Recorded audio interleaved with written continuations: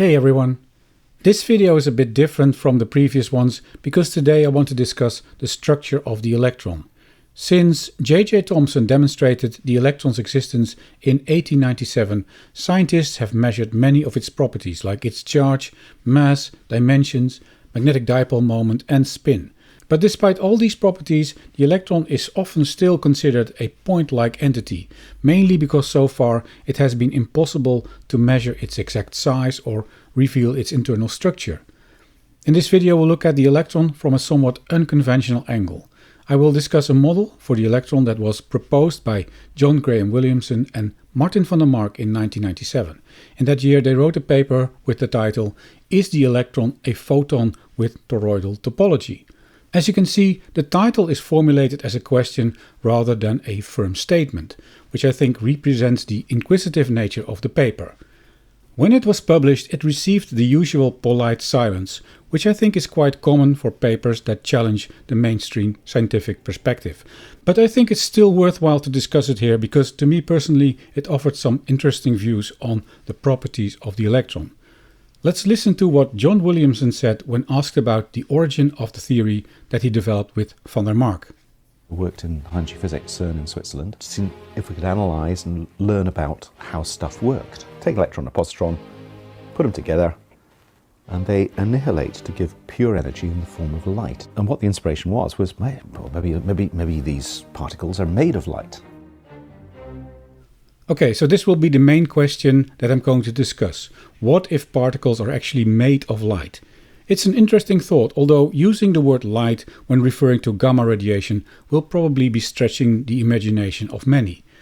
But of course, gamma radiation is also electromagnetic field energy, only with a much higher frequency than visible light. In the clip, Williamson referred to the annihilation process of an electron and positron that results in gamma radiation with identical total energy content. Conversely, electron-positron pairs can be created from very high energy gamma radiation. So it's not that weird to think that what's on either side of these processes are basically two states of the same thing, and that electrons and positrons may be self-confined electromagnetic energy. Now, a moment ago I mentioned that the electron is generally considered a point-like entity, and this is based on experimental evidence, for example, high-energy collision experiments. But if you assume that an electron is a point without any internal structure, you need to impose all those properties onto that point without any physical basis of how they arise. And the point-like view also creates some very fundamental questions. For example, how can we calculate the energy contained in a Coulomb field resulting from a point charge? As it turns out, we can calculate the energy of a field outside from a radius with respect to where charge resides in space. But for a point entity, this radius is by definition zero, which means that the field of any point-like charge would have to contain an infinite amount of energy. But we know that this is not the case. The total energy contained in an electron at rest is equal to its rest mass times the speed of light squared, which you can calculate to be approximately half a mega electron volt. So without using some kind of renormalization of this infinity, there must be a limit to the minimum dimensions of where charge as a property must live in space. Now, by combining these two formulas, we can arrive at the so-called classical electron radius, which must be equal or larger than 2.8 times 10 to the minus 15 meters. That's a very small value, but several orders of magnitude larger than the interaction radius derived from high-energy collision experiments. But there are other properties of the electron that are rather incompatible with a point-like entity, for example, magnetic dipole moment and spin. It's impossible to imagine how properties with a spatial asymmetry can be physically present in a point-like entity. And this is where the theory of Williamson and Van der Mark is different. It derives the properties of the electron, such as charge, magnetic moment and spin, basically by assuming that internally the electron is just electromagnetic field energy. Unfortunately, the authors of this paper have both died in recent years, but I'll try to do my best to explain what they came up with. And if the ideas presented in this video appeal to you, there is actually a website dedicated to this paper and the later work done by John Williamson. A link can be found in the description of this video. Now, the paper isn't easy reading, so before we dive into it, there are two concepts that are key to understanding the paper, which are Compton wavelength and circular polarization in electromagnetic fields. It might be that you are already familiar with these, so in that case you can skip ahead to either of these moments in the video. Let's start with Compton wavelength. The Compton wavelength is named in honor of Arthur Compton, who did a set of experiments involving X-ray scattering. And these experiments were vital for demonstrating the quantized nature of light, especially in the high-frequency domain. I'm not going to explain the experiments here, instead I'll point you to a very good video on the subject. Here I'll explain the meaning of Compton wavelength and give some context related to electromagnetic fields. Electromagnetic fields can be described classically by the Maxwell equations. Basically, such a field consists of an electric and magnetic field component that are directly related and are orthogonal to each other. A field carries momentum and energy and has amplitude and wavelength, or frequency. And of course, this wavelength and frequency are related to each other by the propagation speed, which is the speed of light, c. Now, if you look at the Maxwell equations that describe this type of field, the speed of light is nowhere to be found. And that is because field propagation speed is the result of two constants in these differential equations called electric permittivity and magnetic permeability. These are two very fundamental properties of the vacuum that together describe the elastic behavior of the field as a result of charge being accelerated in space. Now, the energy and momentum contained in radiation can also be transferred to matter, and this is where photons enter the picture. There are different ways that you can look at photons. In the high energy regime, I guess it's okay to think as photons in terms of particles of light, because the field actually starts to behave very particle-like. But in my opinion, the best way to understand photons is to state that they're not the field, but the energy transactions or interactions with the field. The reason why I personally prefer this view is that it allows for interference to be understood intuitively. So a field might, for example, transfer an amount of energy to an atom leading to an excited state. And this means that energy previously contained in the field is now stored locally in the atom. For example, as electrostatic energy in the electron configuration around the nucleus, or as kinetic energy transferred to an electron being expelled. And so this exchange is in fact the absorption of a photon of energy by the atom. Now, the remarkable thing about this energy exchange is that it occurs in well-defined discrete amounts, or quanta. Additionally, the energy in a quantum is not related to field strength, but merely to the frequency of the radiation. And this relationship between energy and frequency is actually a linear one, and is described by this factor, which is Planck's constant. And we can experimentally demonstrate that field frequency is a key parameter regarding the amount of energy transferred in a photon. For example, in the photoelectric effect. Now, as a side note, the probability of an energy transfer actually happening is related to the intensity of the radiation. In other words, to field amplitude squared. Okay, now we get to the definition of Compton wavelength. The Compton wavelength is not some given number or constant, it's actually unique to a specific particle. We can, for example, talk about the Compton wavelength of the electron. As I've just discussed, the energy exchange in a quantum between field and matter is related to wavelength. Now, at very short wavelengths, we can get to a point where the energy exchange in a quantum is so high that it allows for the creation of matter in the form of particles with mass. And that is because there is also a relationship between energy and mass, which is Einstein's famous ESmc² relation. Now, in this case, you see that the creation of matter involves two particles at the same time, an electron and a positron. And that is because the creation of matter is bound to certain symmetry conditions, like conservation of charge, which for this case means that you cannot create a single electron from a photon. But the creation of two particles would actually require double the amount of energy, and so double the radiative frequency. Just for reference, the energy required to create these two particles is a little over 1 mega electron volt, which is approximately 500,000 times higher than the energy contained in a photon of visible light. But the Compton wavelength of a particle merely relates the wavelength of radiation to the energy required to create it. and with the electron containing 0.511 mega electron volt of energy, its Compton wavelength is equal to 2.4 times 10 to the minus 12 meter. So that is the Compton wavelength of a particle, the wavelength of the radiation required to make a photon with sufficient energy to create that particle. In the previous schematics, I illustrated an electromagnetic field like this, which schematically shows the electric and magnetic field values along a specific line of points in space. In the real world, fields are way more complex and propagate in 3D space. This animation was made by Grant Sanderson of 3 Blue 1 Brown. It shows the electric field vectors around a linearly accelerated charge. In 3D it looks a bit busy, and it's easier to understand by just considering the values in a single plane, or even just what it looks like along a single line. Here you observe that in every single point along the line the electric field alternates between positive and negative values. But there are also electromagnetic fields that look somewhat different, for example circularly polarized fields associated with circularly accelerated charge.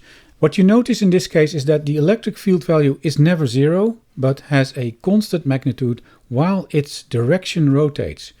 I wanted to show you this because circular polarization also plays a role in the model presented. And since it's so different from how most people imagine the propagation of electromagnetic field energy, I wanted to show you this animation, if only to emphasize how limited and simplified the schematics are that I've used so far to visualize fields. The way that Williamson and Van der Mark imagined an electron is as follows, and I must warn you that the visualizations they use are highly schematic and conceptual.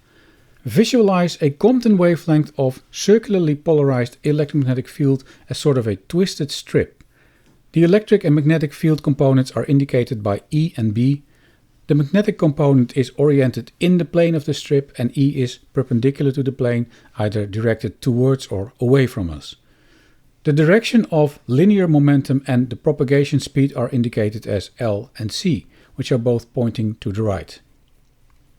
Now imagine that you are able to bend this strip into a closed loop that forms a double helix, and this then results in a continuously curved field. So the total length contained in this double helix is still one Compton wavelength, but if you now look at the model, it's clear that the linear momentum that was originally contained in the field has now been converted to angular momentum. And due to the internal orientation of the magnetic field, the helical shape also results in a net magnetic dipole moment. Also, due to the bend shape, the electric field on the outside always points in the same direction. And finally, because of the confinement of field energy and momentum in space, this structure would automatically represent its energy worth of inertial mass. So let me show you how this works using a bit of tinkering. Here you see me drawing the electric and magnetic field orientations and the energy propagation direction on a strip of paper. And I'll do the same on the other side. So if I take this strip and bend it into a configuration that represents circular polarization, I can connect the beginning and end such that the field is continuous and arrive at this double helix. And if we now examine the outside of this helix, we indeed observe the indicated electric and magnetic field directions of the schematic. Okay, this model is kind of crude, so let's now refine it a bit. What the authors propose is that the field and its internal momentum is distributed through space in what looks like a donut or toroid. In this image, a chunk of the donut is cut out to reveal its internal structure, showing several nested toroid shapes. This representation might suggest that the electron is a little donut, but that's not what this figure tries to express.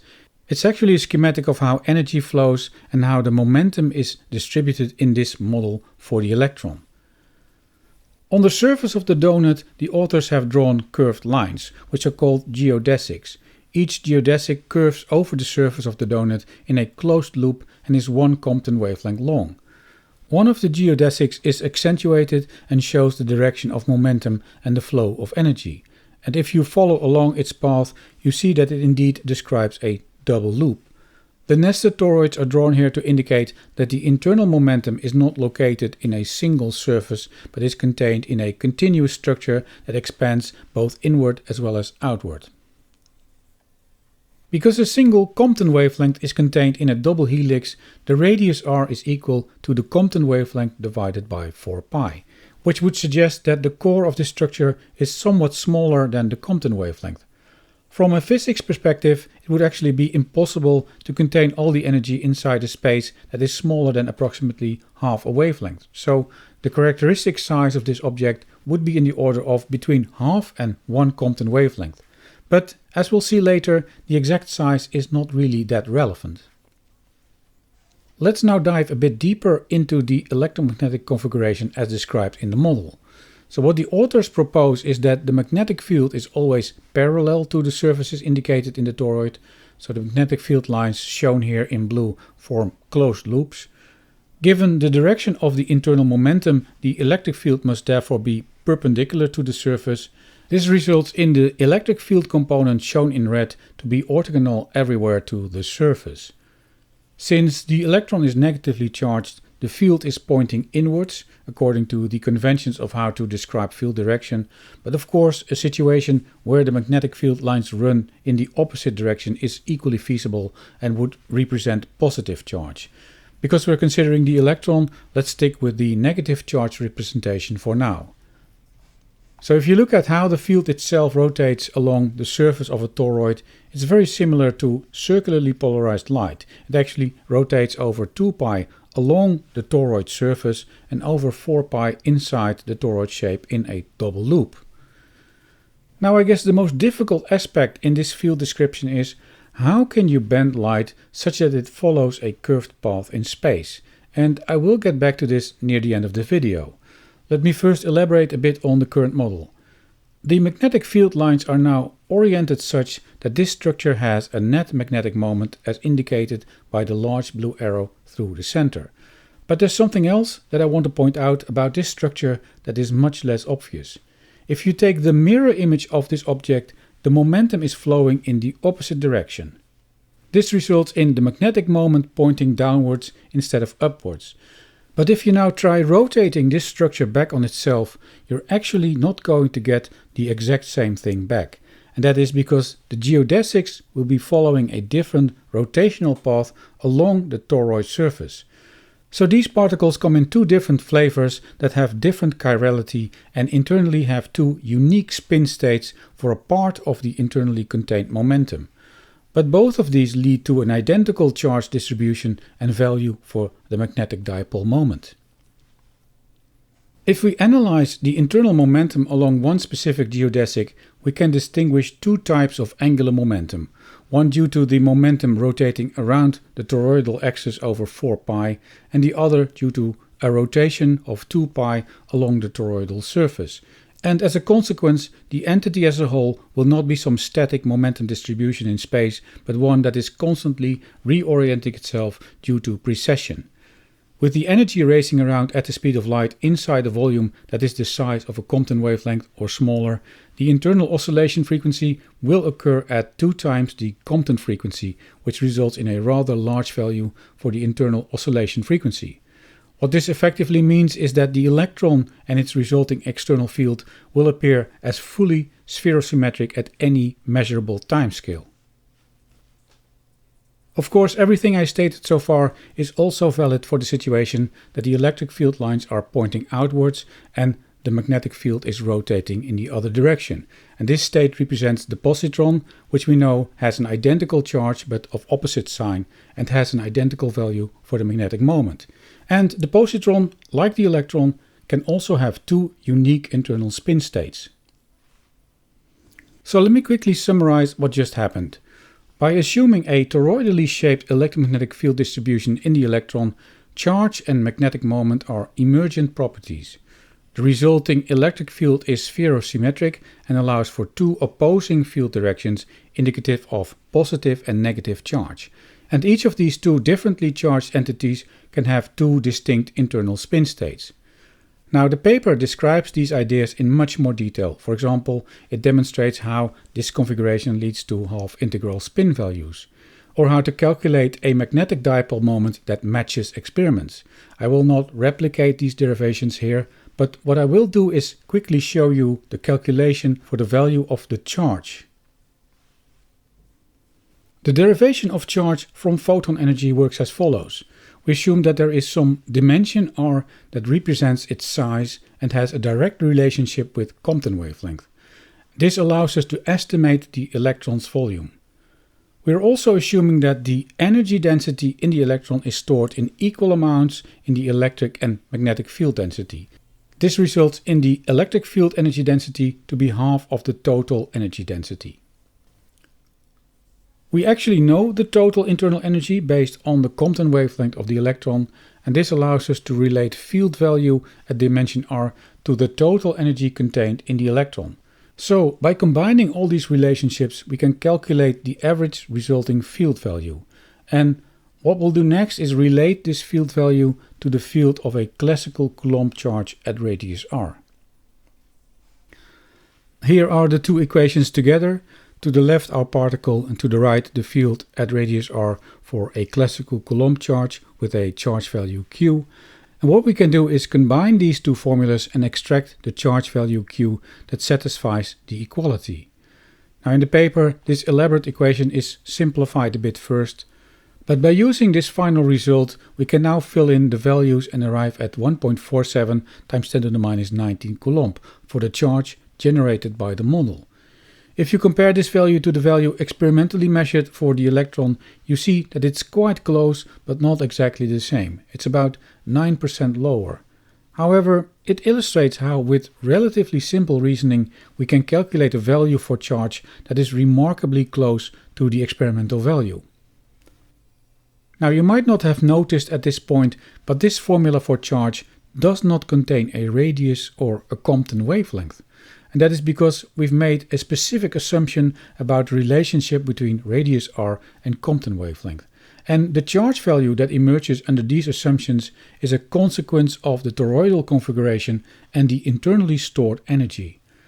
So the model would allow for tweaking of the theoretical value of the charge using some smudge factor in the relation between radius and Compton wavelength. However, the authors decided not to go down this path in the current paper. Okay, so that's in a nutshell how a fairly realistic value for charge emerges from the toroidal model. What I want to do next is discuss two questions that I'm pretty sure a lot of viewers might have now. And those are, how can you justify that a particle with the size of a Compton wavelength interacts point-like in high energy collision experiments? And second, what could be behind the apparent curvature of space that leads to this type of field confinement? Let's start with the first question. From the model, a typical dimension for the electron in the order of a Compton wavelength emerges. But in high energy collision experiments where electrons are accelerated very close to the speed of light, neither their size nor their internal structure is revealed. So why would electrons interact point-like when they aren't? To explain this discrepancy, the authors refer to the theory of Louis de Broglie called harmony of phases. This theory states that the phase associated with the internal oscillation should remain synchronized between different inertial reference frames. So this theory tries to reconcile the relativistic effects of time dilation with the internal phase or clock of the energy oscillating within a moving particle. And the conclusion of de Broglie was that every moving particle must have an accompanying wave with a wavelength that is dependent on its momentum. In other words, dependent on its internal mass and velocity. And under relativistic conditions, you'd have to add the Lorentz factor in the momentum calculation. So where does this wave behavior in particles come from? Well, basically it's the result of interference between the Doppler shifted parts that make up the total internal momentum. Let me try to explain this using some simplified schematics. Here we have a particle that is static with respect to the reference frame we're currently in. And for illustrative purposes, we assume that the internal energy is running in circles with the speed of light like a little clock. Now, because this particle is static, its velocity and therefore its momentum is zero. So according to the formula, a particle at rest would have an infinitively long de Broglie wavelength. But this statement is actually meaningless because defining a de Broglie wavelength only makes sense for particles that are actually moving through space, as hopefully will become clear. Consider the same particle moving with velocity v in our reference frame. To maintain internal phase synchronization, part of the internal oscillation must be redshifted to a lower frequency and another part blue shifted to a higher frequency. And the red and blue shifts are of course intended as an analogy to visible light to indicate this change in frequency. So for a moving particle, internal momentum and energy is distributed over a range of frequencies. And these frequency components are not spatially separated as this schematic illustration implies. They're actually superimposed and produce a net phase interference in the internal momentum distribution. And it's this interference that results in a beat frequency. Now, the de Broglie wavelength corresponds to the wavelength of this beat pattern as a particle moves through space. So the fact that every moving particle has a de Broglie wavelength does not mean that a particle is actually a wave. It means that the internal oscillation of energy and momentum manifests itself as a wave-like distribution within a specific inertial reference frame. So with this in mind, we can understand why a faster moving particle has a shorter de Broglie wavelength. It's because the red and blue shifts are larger in this case, and the interference results in a higher beat frequency. And if we now consider a particle with larger mass, in other words, a particle with a shorter Compton wavelength and a higher internal frequency, the resulting de Broglie wavelength will be shorter than that of a lighter particle at the same velocity. The characteristic wavelength revealed in this way is inversely proportional to the momentum of the particle. And yes, it's real, it can be experimentally observed in basically every particle that has momentum. And this made the equation of de Broglie to one of the pillars of modern physics. What I just described is actually very closely related to the Heisenberg uncertainty principle. If you compare the distribution of momentum circulating in a particle that is moving to that of a stationary one, it must be wider due to a shift to higher and lower frequencies within the total momentum distribution. And so the uncertainty in momentum widens as a particle moves faster, which allows for the uncertainty of a particle's position to shrink in measurements because of the uncertainty relationship between the two. Determining the size of a particle in experiments is all about observing its interaction with other particles, and the authors determined that the resolving power of one particle with respect to another one is equal to the de Broglie wavelength divided by 2. But in the paper they also show that the characteristic dimension of the electron due to relativistic effects must be smaller than this value. And this effectively means that you cannot resolve the internal structure of an electron using an electron. The last question that I want to discuss here is the mechanism behind the energy self-confinement. So how can an electromagnetic field curve such that it becomes a local oscillation in space? Now, in search of an explanation, the authors consider several mechanisms. Can the curvature leading to the confinement, for example, be gravitational? Light is known to bend around heavy objects and cause gravitational lensing. And of course, an electron is not a heavy object, but the effects of gravity are not related to mass per se, but to the energy density in space. And the electron might locally contain a high energy density. However, we can rule out gravitation as a cause because the effects expected based on the local energy density would be way too small to offer any kind of explanation. Okay, so what about some kind of magnetic confinement? In the model we observed that the magnetic field lines are neatly aligned in closed loops, so maybe this creates some kind of energy minimum which keeps the field in the current state. Williamson and Van der Mark don't rule out this option, but they argue that it cannot be the only mechanism responsible, and that is because this type of confinement should be scalable and allow for different values of the internal energy. In other words, it would not by itself have to lead to a single unique internal energy of half a mega electron volt. So the distinct energy value indicates that there must be some additional mechanisms at play. Which brings us to whether the confinement involves nonlinear phenomena. It's known that intense electromagnetic fields can also curve space-time, and the field value where this is expected to happen is known as the Schwinger limit.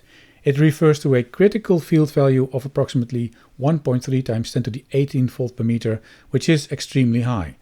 At this field value, the polarization of space becomes so strong that the vacuum cannot support the field anymore. And it's at these field values that matter can emerge from an electromagnetic field. However, if we estimate the average field value inside the electron based on the current configuration, it's quite a bit smaller than the Schwinger limit value. So I guess the curvature of space cannot be explained from the field value being at the Schwinger limit here. However, the Schwinger limit could of course serve as a barrier between two different types of electromagnetic field behavior. One where the field can frolic around freely and one where it got trapped locally in space.